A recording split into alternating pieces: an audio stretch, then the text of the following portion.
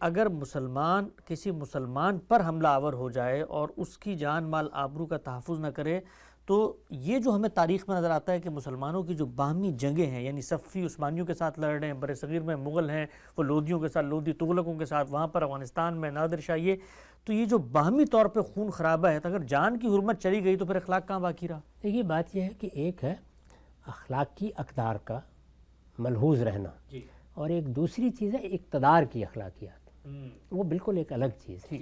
وہ کیا آپ کو مغربی قوموں کے نظر آتی ہے؟ نہیں، وہ تو آج بھی نہیں ہے۔ یعنی معاملات ان کے اندرونی دیکھیں، وہاں لوگ متاثر ہوتے ہیں، لیکن کیا جنگ و جدال کے معاملے میں وہ اخلاقیات ملحوظ رکھی جاتی ہے؟ ایسا نہیں ہوتا۔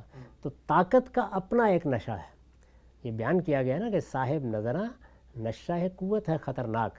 جس وقت قوت پیدا ہو جاتی ہے تو قوت کے حصول کے لیے پھر حوصلہ مند لوگ اٹھ کھڑے ہوتے ہیں، اس کا علاج بالکل دوسرا ہے۔ اس کا تعلق غربت سے یا محکومی سے نہیں ہے، اس کا تعلق اس سے ہے کہ آپ نے انتقال اقتدار کے لیے کیا کوئی پرامن طریقہ اختیار کیا۔ بہت اہم بات۔ ہم اس میں ناکام ہو گئے، یعنی یہ ایک بالکل دوسری چیز۔ علم کی ناکامی ہوئی نا پھر ہم سے۔ آپ کہہ سکتے ہیں کہ سوشل سائنسز میں جس نوعیت کا رسوخ ہونا چاہیے تھا، عمرانی تقاضوں کو پورا کرنے کے لیے جو چیزیں اجتہاد کا تقاضا کرتی تھیں، اس میں ناکامی ہوئی۔ یہ ناکامی کا ایک پہلو ہے، یعنی ہمارے ہاں اس میں بعض کامیابیاں بھی ہوئی ہیں۔ ہماری تاریخ میں مثلاً قانون کے معاملے میں یہ نہیں ہوا کہ ایک ایسا معاشرہ ہم نے بنا دیا ہو جس میں بس بادشاہ سلامت کی رائے ہی قانون ہے۔ نہیں، قانون ہمارے ہاں ایک حیثیت کے ساتھ کار فرما ہوا ہے۔ ہمارے قاضیوں نے اس میں بڑی اعلیٰ سیرت اور کردار کا مظاہرہ بھی کیا ہے۔ برے لوگ بھی ہر جگہ موجود ہوتے ہیں، اور قانون کی حکمرانی رہی ہے، اس کے باوصف کی ملوکیت تھی، اور مختلف بادشاہتیں قائم ہوتی رہیں، لیکن قانون کی حکمرانی رہی ہے۔ اور بھی بہت سی خوبیاں ہیں اور بعض اقدار کا لحاظ ہے، وہ ظاہر ہے پوری تاریخ پر اس وقت تبصرہ کرنا ممکن نہیں ہے، لیکن یہ اقتدار کے معاملے میں جو اصل چیز ہے وہ یہ نہیں ہے کہ آپ یہ کہیں کہ لوگ سارے کے سارے اپنی تلواریں لکڑی کی بنا کر گھروں میں چلے جائیں۔ ہمیں ہدایت یہ کی گئی تھی کہ جب فتنہ پیدا ہو جائے تو یہ کرو، لیکن یہ آسان کام نہیں ہوتا۔ اس کی وجہ کیا ہے؟ اس کی وجہ یہ ہے کہ ایک شخص اقتدار کی مسند پر بیٹھا ہوا ہے۔ اللہ تعالیٰ جس طرح اس دنیا میں اعلیٰ درجے کے علماء پیدا کرتا ہے، سائنسدان پیدا کرتا ہے، شاعر پیدا کرتا ہے، ادیب پیدا کرتا ہے، متنوع صلاحیتوں کے لوگ پیدا کرتا ہے، اسی طرح قیادت و سیادت کے اہل لوگ بھی پیدا کرتا ہے۔ وہ جب کسی معاشرے میں پیدا ہوتے ہیں تو وہ چاہتے ہیں کہ وہ اپنا حصہ وصول کریں، ان کو نہیں ملتا تو نتیجہ کیا نکلتا ہے؟ پھر اگر آپ نے طریقہ یہ اختیار کیا ہوا ہے کہ اس کا فیصلہ تو پانی پت کے میدان میں ہونا ہے، تو پھر لوگ لڑیں گے اٹھ کے، اور جب لڑیں گے تو اس طرح کے حوصلہ مند لوگ پھر ایک دوسرے کی گردن بھی کاٹیں گے۔ اس میں بڑے اعلیٰ مقاصد ہوتے ہیں۔ دیکھیے اس میں بھی انسان کس طرح اپنے آپ کو بعض اوقات فریب دیتا ہے۔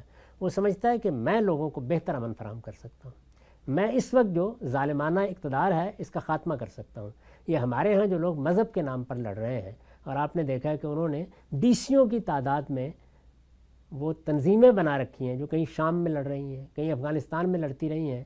ان لوگوں کے پیش نظر تو سر تسر ان کے پاس بیٹھیں تو دینی اقدار ہے، اس کے باوصف دینی اقدار ان کو اس سے نہیں روکتی کہ وہ اقتدار حاصل کرنے کی جدوجہد کریں۔ تو اقتدار کے ساتھ بعض اوقات اخلاقی تصورات بھی وابستہ کر لیے جاتے ہیں۔ یہ ایک بالکل الگ موضوع ہے۔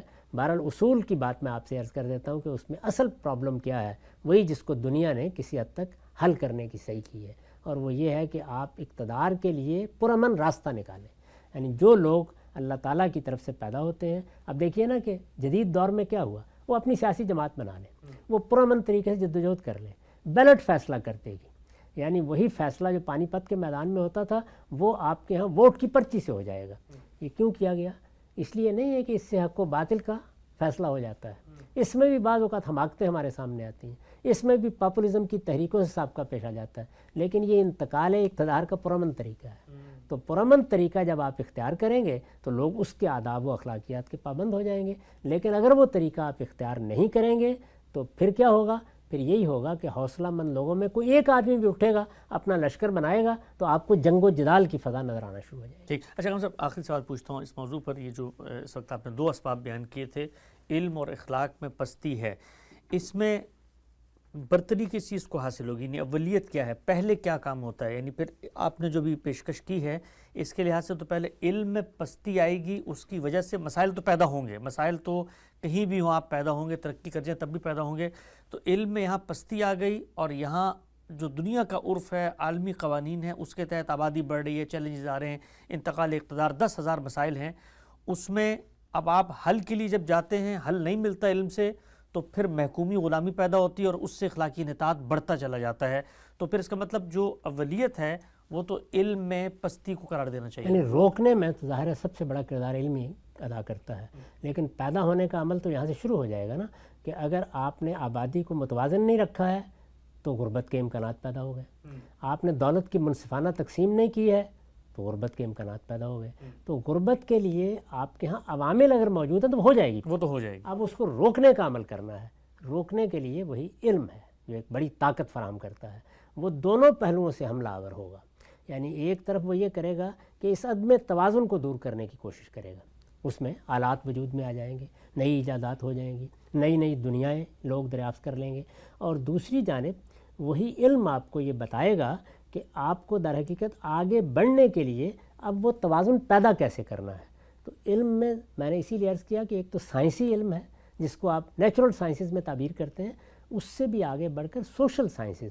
یہ دیکھیے جو سوال آپ نے کیا وہ بھی کیا ہے، یعنی چونکہ ہم اپنے ہی سیاسی اصولوں کے لیے کوئی نظم نہیں بنا سکے تو نتیجہ کیا ہوا کہ اس کے بعد ہمارے پاس کوئی طریقہ بھی نہیں تھا. تو آخر تک جب یعنی مسلمانوں پہ زوال آیا ہے اور جس کے بعد دوسروں نے آ کر ان کو محکوم بنا لیا اور ان کی دولت سے اپنے لیے عمارت کا اہتمام کیا، تو اس وقت بھی کیا تھا، یعنی صفوی سلطنت تھی تو وہ بھی بادشاہت تھی، عثمانی سلطنت تھی تو وہ بھی بادشاہت تھی، مغلیہ سلطنت تھی تو وہ بھی بادشاہت تھی. اگر کوئی تھوڑا بہت جمہوریت کا اثر آپ کو نظر آتا ہے تو وہ عثمانیوں کے ہاں کہیں کہیں نظر آتا ہے، ورنہ بحثیت مجموعی ہم اس میں کوئی پیش رفت نہیں کر سکے. ہمارے سامنے برطانیہ میں ارتقا ہوا اور دنیا نے یہ دیکھا کہ وہ کس طریقے سے 1215 کے میگنا کارٹا کے بعد بتدریج دارالامراء کی طرف اور یہاں تک کہ پھر دارالعوام کی طرف اقتدار منتقل کرنے میں کامیاب ہو گئے.